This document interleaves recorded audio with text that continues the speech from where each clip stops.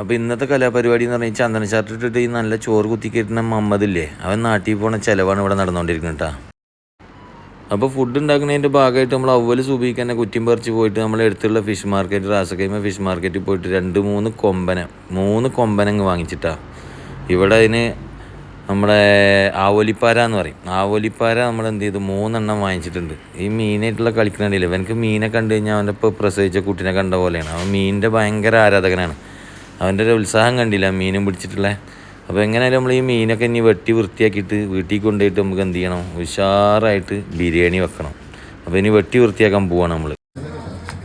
അപ്പോൾ എങ്ങനെയായാലും നമ്മൾ വെട്ടി കിട്ടാനുള്ള മീനായിട്ട് നമ്മൾ ഫിഷ് മാർക്കറ്റിൻ്റെ ഉള്ളിൽ പോയി നമ്മളെ റാസക്കൈമേത്ത പയ്യന്മാരുണ്ടല്ലോ, ഫിഷ് കട്ടേഴ്സ്, അവർക്ക് അഭിനന്ദനം പറയാതിരിക്കാൻ കഴിയില്ല. അവരാ ഒരു പെർഫെക്ഷനൊക്കെ ആ തൊഴിലുള്ള ആ കഴിവുണ്ടല്ലോ, അത് സമ്മതിച്ചു കൊടുത്തേ പറ്റുള്ളൂ. പിന്നെ അവരുടെ അടുത്തുള്ള ആയുധത്തിൻ്റെ മൂർച്ചയൊന്നും നമ്മളെ വീട്ടിലുള്ള ആയുധങ്ങൾക്ക് ഉണ്ടാവില്ല. അപ്പോൾ എന്ത് ചെയ്ത് നമ്മൾ ഓരോന്നായിട്ട് അവർ നമുക്കത് വെട്ടിയിട്ട് കറക്റ്റായിട്ടുള്ള ബിരിയാണി പീസാക്കിയിട്ട് നമുക്ക് ക്ലീൻ ചെയ്ത് തന്ന്. അപ്പോൾ നമ്മൾ ഓരോരോ മീനുകൾ എടുത്തിട്ട് വെട്ടി കഴുകിയതിന് ശേഷം നന്നായിട്ട് വെട്ടി വൃത്തിയാക്കിയിട്ട് നമ്മൾ അതേറ്റ് വീട്ടിൽ പോവുകയാണ്. ഇനി വീട്ടിൽ പോയിട്ട് വേണം നമുക്കിതിൻ്റെ കുക്കിംഗ് തുടങ്ങാനായിട്ട്. അപ്പോൾ എല്ലാവരും വെയിറ്റ് ചെയ്യാം. അപ്പോൾ നമ്മളെങ്ങനെയായാലും നമ്മളെ മീനൊക്കെ വാങ്ങിയിട്ട് വീട്ടിൽ ചെന്നപ്പോൾ അതിന് പയ്യന്മാർ നമ്മളെ പരിപാടിയൊക്കെ തുടങ്ങിയിട്ടുണ്ടാകും. അപ്പോൾ ഇനി മീൻ നന്നായിട്ട് കഴുകണം. നമ്മളെ പച്ചക്കറികളൊക്കെ ഇവിടെ സെറ്റാക്കി കൊണ്ടിരിക്കുകയാണ്. നമ്മൾ ഇഞ്ചി വെളുത്തുള്ളി എല്ലാം അരിയുന്ന തിരക്കിലാണ് പയ്യന്മാർ.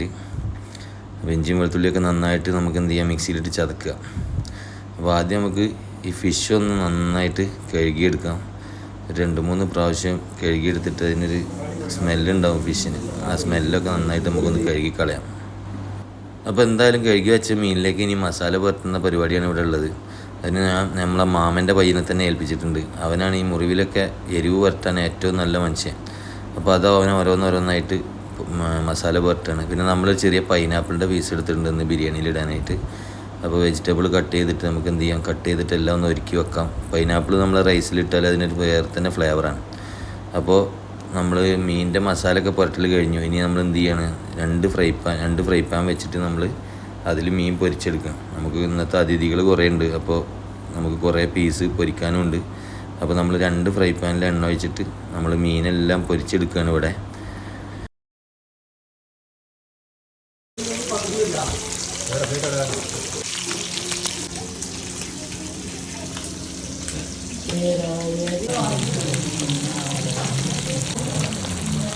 അപ്പോൾ ഏകദേശം നമ്മൾ മീൻ പൊരിക്കലൊക്കെ ഇവിടെ കഴിയാറായി. നമ്മളെ ഫിഷ് നന്നായിട്ട് പൊരിച്ചിട്ട് കണ്ടാണ് നമ്മൾ ഫ്രൈ ആയിട്ട് പാത്രത്തേക്ക് വെച്ചിട്ടുണ്ട്.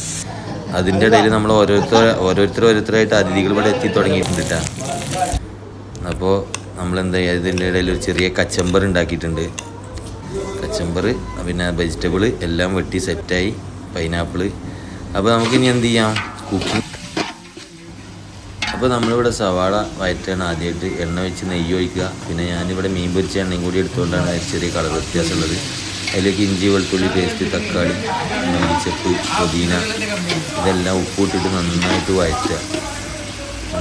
വഴറ്റിയിട്ട് നമുക്ക് എന്ത് ചെയ്യാം, ഇതിലേക്ക് മസാലപ്പൊടികൾ, കുരുമുളക്, മല്ലിപ്പൊടി, മഞ്ഞൾപ്പൊടി, മുളക് പൊടി, ലേശം ഫിഷ് മസാലയും കൂടി കൊടുത്തിട്ട് നന്നായിട്ട് വെജിറ്റബിളിൻ്റെ പച്ചമണം പോകുന്ന വരെ നന്നായിട്ട് എന്ത് ചെയ്യുക, വഴറ്റുക.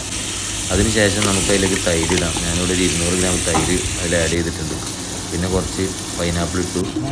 എന്നിട്ട് എന്ത് ചെയ്യാം, അപ്പോൾ നമ്മുടെ മസാലകളൊക്കെ ഇവിടെ നന്നായിട്ട് വെജിറ്റബിളിൽ യോജിപ്പിച്ച് വന്നിട്ടുണ്ട്. നേരത്തെ ലേശം നമുക്ക് ചൂടുവെള്ളം കൂടി കൊടുത്തിട്ട് അത് നമ്മൾ അടിച്ചോറിന് ഒരു ലേശം മസാല കിട്ടാൻ വേണ്ടി കുറച്ച് ചൂടുവെള്ളം കൊടുക്കുക. എന്നിട്ട് അതിൻ്റെ മേലെ നമുക്ക് ഈ പൊരിച്ച് വെച്ചിട്ടുള്ള മീൻ ഓരോന്നായിട്ട് മേലെ ഇട്ടിട്ട് എന്ത് ചെയ്യാം, റൈസ് ഇട്ടിട്ട് നമുക്ക് ദം ചെയ്തെടുക്കാം. അപ്പോൾ എന്താണെന്ന് വെച്ചാൽ ആ മീനിൻ്റെ ഫ്ലേവറും കൂടി നമുക്ക് ആ ചോറ് കിട്ടും. അപ്പോൾ എന്ത് ചെയ്യുക, ആദ്യം കുറച്ച് മീൻ വെച്ചതിന് ശേഷം മേലെ റൈസ് ഇട്ട് കൊടുക്കുക.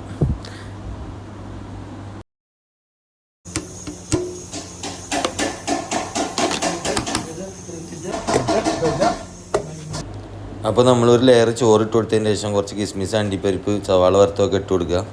എന്നിട്ട് നമുക്ക് അതിൻ്റെ മേലെ പിന്നെയും നമുക്ക് അടുത്ത ലെയറുകളായിട്ട് ചോറ് ഇട്ട് കൊടുക്കുക.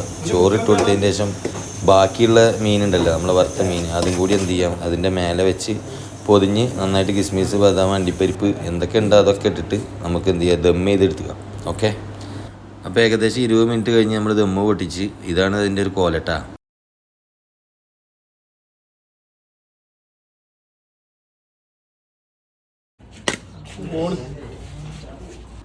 പിന്നെ ഈ കാണുന്നതെന്ന് പറഞ്ഞാൽ ഇവിടെ മീൻ തിന്നാത്ത ഒരാളുണ്ട്. അവനക്കൊരു ലേശം ചിക്കൻ പൊരിച്ചിട്ട് നമ്മൾ എന്ത് ചെയ്യണം, കുക്കറിൽ സെപ്പറേറ്റ് ആയിട്ട് ചോറ് ദമ്മിട്ടിട്ട് നമ്മൾ അവർക്ക് കൊടുക്കണം. അപ്പോൾ അതിലൊരു കോഴിമുട്ടിയും വെച്ചിട്ട് അവർക്കുള്ള ദമ്മ് ചെയ്ത ചോറാണ് ഈ കാണുന്നത് കേട്ടോ.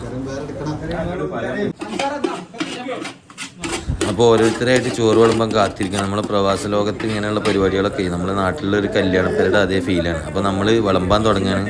ഇനി ബാക്കിയുള്ളതൊക്കെ നിങ്ങൾക്ക് തന്നെ കേൾക്കാം, അതിൻ്റെ ഒച്ചയും കോലാഹലങ്ങളൊക്കെ. അപ്പോൾ എല്ലാവരും എന്ത് ചെയ്യുക, വാച്ച് ചെയ്തിട്ട് ലൈക്ക്, ഷെയർ, കമൻറ്റ് ഇതിങ്ങനെ എപ്പോഴും പറയേണ്ട ആവശ്യമില്ല. എല്ലാവരും ചെയ്യുക അവരവരുടെ ഇഷ്ടത്തിനനുസരിച്ച്. ഇഷ്ടപ്പെട്ടാൽ അതേമാതിരി വേറെ എന്തെങ്കിലും ബാഡ് കമൻറ്റ്, വേണ്ടാത്ത ഇഷ്ടപ്പെടാത്ത എന്തെങ്കിലുമൊക്കെ ഉണ്ടെങ്കിൽ അത് നിങ്ങൾക്ക് രേഖപ്പെടുത്താം. ഓക്കെ.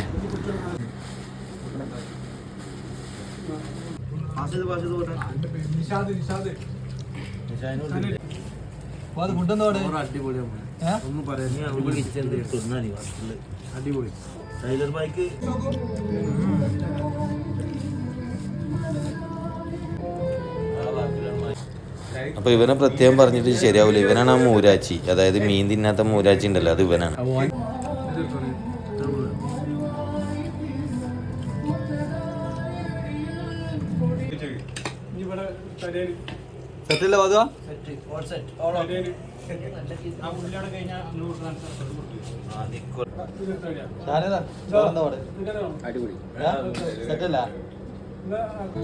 അപ്പോൾ നാട്ടിൽ പോണ ചങ്കിന് അവൻ്റെ എല്ലാ ആഗ്രഹങ്ങളും സഫലീകരിച്ചു കൊടുക്കട്ടെ. ഈ ഭക്ഷണത്തിന് വേണ്ടിയിട്ട് നമ്മളെല്ലാവരും അവനക്ക് ദുആ ചെയ്യുന്നുണ്ട്.